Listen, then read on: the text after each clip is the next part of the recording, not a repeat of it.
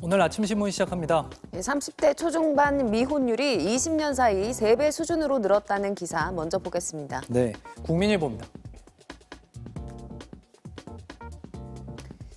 통계청이 인구주택 총조사 결과를 토대로 청년층 변화상을 분석한 결과 30살에서 34살 사이 청년들의 미혼율은 지난 2000년 18.7%에서 2020년 56.3%로 3배 정도 증가했습니다. 특히 미혼 여성 비율 증가 속도가 미혼 남성 비율을 크게 앞질렀는데요. 미혼율이 높아지며 청년 1인 가구 비중도 함께 커진 가운데 부모와 함께 사는 캥거루족 비중도 덩달아 늘었습니다. 2000년 전체 청년 중 46.2%였던 부모 동거 청년 비중은 2020년 55.3%까지 뛰었고요. 결혼하는 청년이 줄면서 미래의 청년 인구도 급속히 줄어들 것으로 전망된다고 신문은 전했습니다. 다음은 동아일보입니다. 소득은 그대로인데 물가만 걷잡을 수 없이 뛰면서 소비자들이 이른바 고물가 피난처로 몰리고 있습니다. 올해 1분기 식료품의 소비는 지난해보다 증가했는데요. 의류와 주류, 담배 소비는 모두 감소했고요. 잘 줄이지 않는다는 자녀 교육비도 증가율이 둔화했습니다. 껑충 뛴 물가에 일종의 소비 다이어트 현상이 나타난 걸로 분석되는데요.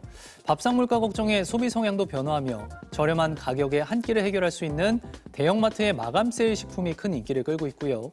외식비 부담을 덜 수 있는 저가 뷔페 매출도 크게 증가한 반면 명품과 신제품 위주의 백화점 소비는 주춤하는 추세라고 신문은 전했습니다. 이어서 한겨레입니다. 쿠팡의 배송 전문 자회사인 쿠팡 로지스틱스 서비스 CLS에서 특수고용직 배송기사로 일하던 40대 노동자 정슬기 씨가 지난달 숨진 사실이 뒤늦게 드러났다는 소식입니다. 사인은 과로사의 대표 증상인 심실세동과 심근경색 의증이었는데요. 택배 노동자 과로사 대책위에 따르면 정 씨는 하루 10시간 30분씩 일주일에 6일, 총 63시간 동안 일했고요. 심야 노동시간까지 고려하면 일주일 노동시간만 77시간이 넘었고 하루 물량도 많게는 340여 개에 달했습니다. 쿠팡 CLS는 그동안 택배 노동자의 과로 문제에 대해 쿠팡 근로자가 아니라며 책임을 회피해왔지만 CLS 측 담당자의 메시지에서 정 씨에게 업무를 직접 지시한 정황도 포착됐다고 신문은 전했습니다. 다음은 지역신문 기사 살펴보겠습니다. 먼저 부산일보입니다. 요즘 부산 지역 온천을 찾는 젊은층 관광객이 늘면서 지역 관광업계에도 활기가 돌고 있다는 소식입니다. 부산은 단일 도시 기준 전국에서 가장 많은 온천이 산재해 있는데요. 최근 청년층을 중심으로 온천과 목욕탕 문화에 대한 관심이 늘면서 온천 관광으로는 관광객이 크게 늘었습니다.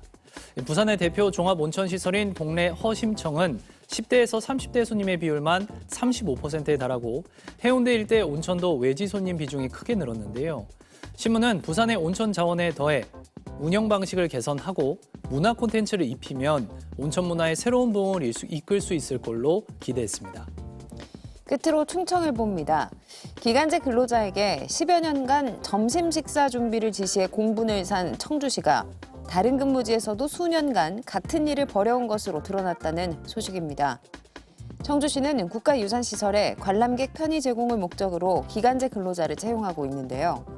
상당산성과 신채우사당에서는 수년간 기간제 근로자에게 공무원 점심 식사를 준비하게 한 것으로 알려졌고요.